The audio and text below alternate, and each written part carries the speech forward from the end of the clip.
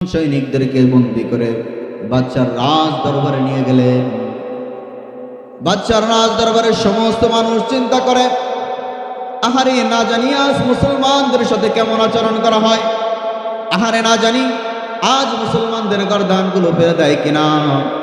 সমস্ত মানুষ, রাজ দরবারের সমস্ত মানুষ তার ভার করে কাঁপে। বাদশা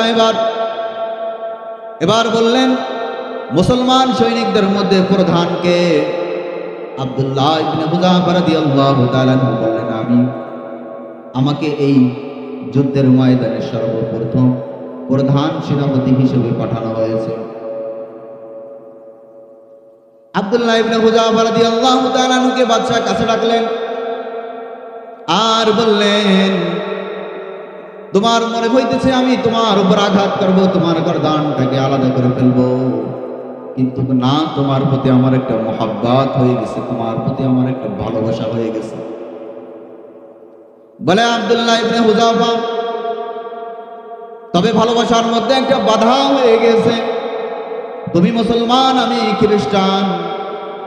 বললেন আব্দুল্লাহ ইবনে হুযাফা, তবে তুমি যদি তোমার ধর্মটাকে ত্যাগ করে দাও, তুমি যদি খ্রিস্টান ধর্ম গ্রহণ করে নাও, তাহলে আমি বাদশা আমার এই রোম সম্রাটের অর্ধেকটা তোমার নামে লিখে দিব। ঈমান পরীক্ষা। বললেন, তুমি যদি খ্রিস্টান হও, আমি জানি তোমাকে তোমার সমাজের মানুষ গ্রহণ করবে না, তোমার সমাজের মানুষ তোমাকে মেনে নিবে না। বললেন, তোমার চিন্তার কোনো কারণ নাই, আমার ঘরে সুন্দর একটা মেয়ে রয়েছে, এই মেয়ের সাথে তোমার বিবাহ বন্ধন করব, তুমি বিবাহ করবা। আমি যখন দুনিয়ার থেকে বিদায় নেব, তুমি বাকি অর্ধে অর্থাৎ পুরো রোম সম্রাটের মালিক তুমি হয়ে যাইবা। ঈমান পরীক্ষা করছে, লোভ দেখাইতেছে। ওই সময় আব্দুল্লাহ ইবনে হুযাফা বলেন, এই রোমের কুকুর, তুমি আমার ঈমান নেওয়ার জন্য চেষ্টা করতেছো, তুমি দেখতে চাও আমার ঈমান কেমন। বললেন, তুমি যদি আজ তোমার রাজ দরবারে অর্ধেকটা না পুরোটাও দিয়ে দাও, তুমি যদি তোমার মেয়ের সাথে আমার বিবাহ দাও, তবু আমি আমার ঈমান ত্যাগ করব না। সুবহান। কেমন দামি ঈমান! আপনার উপরের থেকে বলছে যে অমুকের উপরে একটু অবিচার করো, অমুকের থেকে ঘুষ নাও, নিয়ে ফেলছে। কত ঘুষ নেবেন? কত বিঘা সম্পদ কিনবেন? ওই সময় এই ভারতীয় উপমহাদেশের থেকেও বড় ছিল রোম সাম্রাজ্য। প্রস্তাব দিতেছে, তোমাকে অর্ধেকটা দিব, মেয়ে বিয়ে করলাম, আমি দুনিয়া থেকে বিদায় হওয়ার পরে তোমাকে পুরোটা বানাই দেব। আব্দুল্লাহ ইবনে হুযাফা বলে, আমার জীবন চলে যাবে, আমি শহীদ হয়ে যাব, তবু আমি আমার ঈমানকে বিক্রি করব না। আব্দুল্লাহ ইবনে হুযাফা রাদিয়াল্লাহু তাআলা কে জিন্দানখানায় বন্দী করলেন। হযরত আব্দুল্লাহ ইবনে হুযাফাকে একদিন আর 2 দিন নয়, 1 সপ্তাহ খানা দেয় না। আব্দুল্লাহ ইবনে হুযাফা কেমন যেন অসুস্থ হয়ে পড়ছে। রোম সম্রাটের ওই বাদশা ডাক্তারকে পাঠায় দিলেন, 1 সপ্তাহ পরে দেখো আব্দুল্লাহর খবর কি।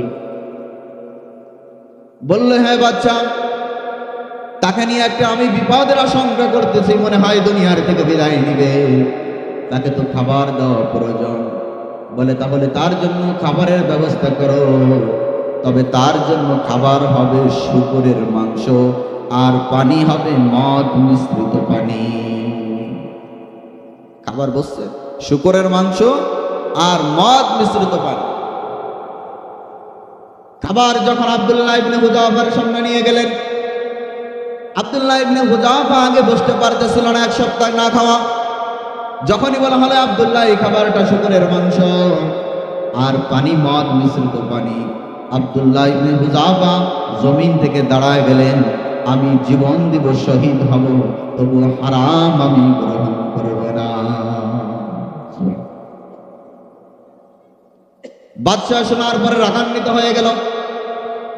বাদশা এবার বললেন, বড় পাতিলের ব্যবস্থা করো, পাতিলের মধ্যে তেল গরম করো, আর ওই জিন্দানখানা থেকে, জেলখানা থেকে একজন মুসলিম কয়েদিকে এই পাতিলের মধ্যে ফেলে দাও। আব্দুল্লাহ ইবনে হুযাফার সামনে যখন একজন মুসলিম কয়েদিকে এই গরম তেলের মধ্যে ছেড়ে দিল, কিছু সময়ের মধ্যে শরীর থেকে গোশ এবং হাড্ডি আলাদা হয়ে গেল। এবার বললেন, হে আব্দুল্লাহ ইবনে হুযাফা, তুমি যদি খ্রিস্টান ধর্ম গ্রহণ না করো তাহলে এই তেলের মধ্যে এবার আমি তোমাকে ছেড়ে দিব।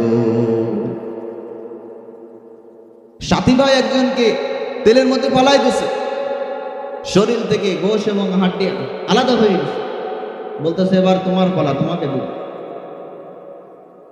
আব্দুল্লাহ ইবনে হুযাফা এমন অসুস্থ ছিল, দুইজনের ঘাড়ে ভর দিয়ে হাঁটতে হাঁটতে আসছিল বাদশার দরবারে। যখন বলছে তোমাকে এবার তেলের মধ্যে ফেলে দিব, আব্দুল্লাহ ইবনে হুযাফা রাদিয়াল্লাহু তাআলা আনহু এবার ওই পাতিলের দিকে একা একাই হাঁটতেছে।